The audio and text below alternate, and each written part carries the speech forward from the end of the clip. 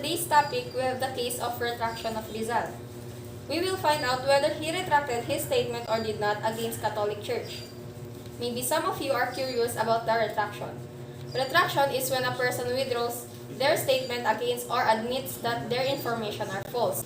So if there are claims that Rizal retracted his statements in his work that criticize the Spanish political governance and the church, why would he retract it if he knows he will be executed the day after he signs the retraction paper? Rizal allegedly withdrew to protect his family from further harm, persecution, formal recognition of Josephine Bracken as his wife, and promises of improvements from the Spanish government are more likely to be of Rizal's attitude. But would Rizal simply abandon the writing he had convinced with his hard work? Are these the same writings that took him to the brink of execution?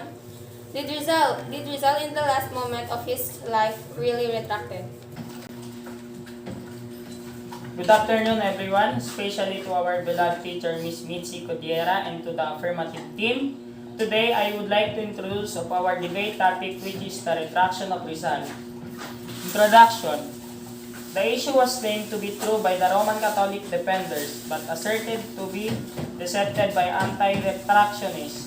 They claim that the retraction document is a forge, but handwriting experts conclude a long time ago that it is genuine. Rafael Palma opposed on Rizal, titled Biografia de Rizal, is so anti-Catholic that the church successfully opposed its publication using government funds. In an article authored by Bomberto Paulo, Rizal's affiliation in Masonry was accounted to have caused drastic change to his religious idea. It was in the moment Rizal set foot on European soil, when he was exposed to a great deal of distinctions, abuses, partialities, injustice, and some other things made to cause sufferings to his countrymen. And what was the actual scene of European nations? You observe that Europe was a lot more different compared to the Philippines in terms of way of life, attitudes towards Roman Catholicism, and mostly important, the freedom of all citizens. Historian says a few hours before Jose Rizal was executed in Bagumbayan, he signed a document saying that he was a Catholic and retracted everything he said against the Catholic Church. But we believe most of his work are against Spanish governments and Catholic Church. Dr. Rizal did not confess at all since he was a strong opponent of the Catholic Church. Misdeeds in the Spanish colonial government is given that there is serious evidence that he did not retract. Today, I would like to introduce myself. I am Romel G. Anova. Here are the following speakers, Ms. Amy G. Amakan and Mr. Prince Bill Abalde for their first speech. Good afternoon, everyone. I am Emmy Amakan with my co-member Prince Bill Abalde, and we are the first speaker of the opposing team. So one of the most intriguing of all was the issues of Jose Rizal was his alleged retraction, which was all about his reversion to the Catholic faith and all other issues linked to it, such as his marriage to Josephine Bracken. For decades, authenticity of the Jose Rizal retraction documents have raised issues, skepticism, and heated debates among those who seek to know the truth. Statements by significant people involved have only contributed to the complications and uncertainty which envelope this fiery argument. I retract with all my heart whatever in my words, writings, publications, and conduct have been contrary to my character as a son of the Catholic Church. This was the statement in the document which made the historians believe that Rizal had retracted. However, there have been claims that the document, as compared to the original files, which was discovered by Friar Manuel Garcia, an archdiocese activist in 1935, was a forgery. Good afternoon, everyone. I am Prince Bill Abalde. So, regardless of these claims, there are several people who believe that the retraction documents are authentic. These people include 11 eyewitnesses who were present when Rizal wrote his retraction. Signed the Catholic prayer book, recite Catholic prayers, and the multitude who saw him kiss the crucifix before his execution.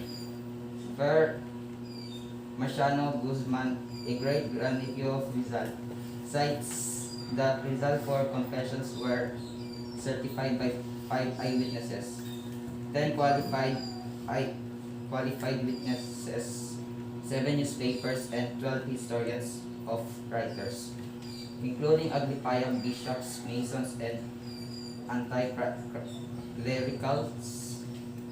Because of what he sees as strength is direct evidence have in the light of the historical method. In contrast to merely circumstantial evidence, UP professor emeritus of history Nicholas Zafra called the retraction a plain, unadorned fact of history. Guzman attributes the denial of retraction to the blatant disbelief and stubbornness of Masons. Let's start with the retraction documents legitimacy. Dr. Rizal is said to have signed it, and the documents contained was made public in a newspaper after learning what Dr. Rizal had done. His family asked to see the original documents so they could compare it. Was written in his handwriting or not, but the Jesuit priest said they had lost it. Dr. Ricardo Pascual requested permission from the Archbishop to examine the documents. He found inconsistency in the withdrawal and the format of the document that indicate it was not written in Dr. Rizal's own style of writing, and came to the conclusion that the document is only forgery. The Catholic Church discovered what they claim to be original documents of Dr. Rizal's retraction in their achieved in 1935, 39 years after the Rizal execution, which means that the retraction paper missing in almost 40 years. These are the reasons why would Jose Rizal write the retraction document. What possible reasons could have pushed Jose Rizal to write this retraction document? Assuming that he truly wrote the said document, the following 4 reasons would have been worthy of his character and mentality. To save his family and town from further persecution, Rizal may have been told that he faced the dilemma of signing the retraction or of having his relatives pursued by further persecution. Since he hoped his death would stop the persecution of his relatives, the retraction may have seemed to him to be the only way of achieving the purpose. To give Josephine a legal status as his wife, Rizal even thought he for a time suspected Josephine as a spy, seems to have become convinced that she now loved him, and he may have desired to give her a legal status in the eyes of the church, and so provide for her future. To secure reforms from the Spanish government, to help the church cut away from the disease which harmed her. Rizal did not desire to injure the Roman Catholic Church, but to remove the cancer which ruined both church and state in the Philippines. prior control of land and domination by the government. He was also struggling for freedom of thought and conscience to the individual. He may have felt that much of his propaganda had produced the insurrection and have repent of that. His letter of Pasiano right at the night before his execution. Another evidence proof that Dr. Rizal did not retract is that when he allegedly signed the document, one of his terms was to be wed with Josephine Bracken, which the Catholic Church says that they were wed a day before Rizal was executed. However, there were no evidences of public records or marriage certificate of Dr. Rizal and Bracken to prove that he was wed and did retract. If Dr. Rizal did so, his family would have known of it immediately because he would have told them the truth in his communication letter to them and when they saw him before he was executed. But there were no mentions of his retraction, and that is why the family was seeking the original document because they do not believe that Dr. Rizal did retract all of this his life's works. As we all know, Jose Rizal is one of the significant people in our Philippine history that made a great contribution to our country, especially in the coming of the Philippine Revolution. Rizal is known for his nationalism and he is against the leadership and influence of the Spaniards. He wrote 2 novels, No Limit Tangere and El Filibusterismo, to rebel against the injustice done by the Spaniards in the Philippines. The retraction of Jose Rizal is one of the controversial issues in our Philippine history. The issues of Jose Rizal was his alleged retraction, which was all about his reversion to the Catholic faith, and all the other issues linked to it, such as his marriage to Josephine Bracken. The same issue was claimed to be true by the Roman Catholic defenders, but asserted to be decepted by anti-retractionists. They claim that the retraction documents are forgery, but handwriting experts conclude a long time ago that it is genuine. Hence, the debate begins on whether Rizal retracted or not. To conclude whether or not Jose Rizal retracted, the researchers believe that the retraction document was more of Rizal taking moral courage to recognize his mistake.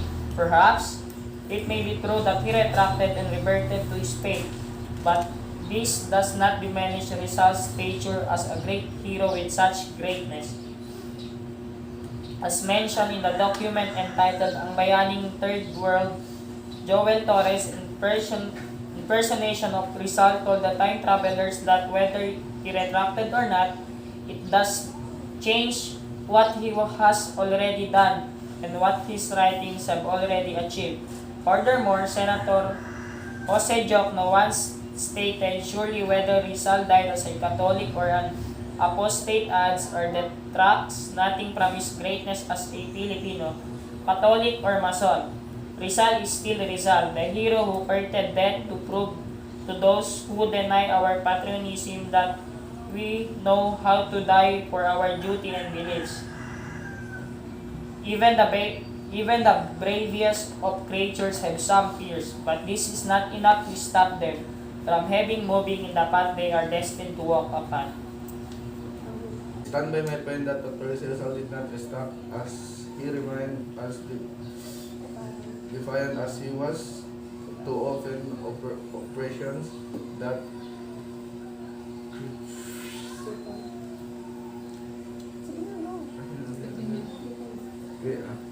crippled the lives of Filipinos and proof of his convictions that he did loving his country. Died loving his country. And lastly, I would like to congratulate both teams that we deliver our debate topic clearly. Job well done.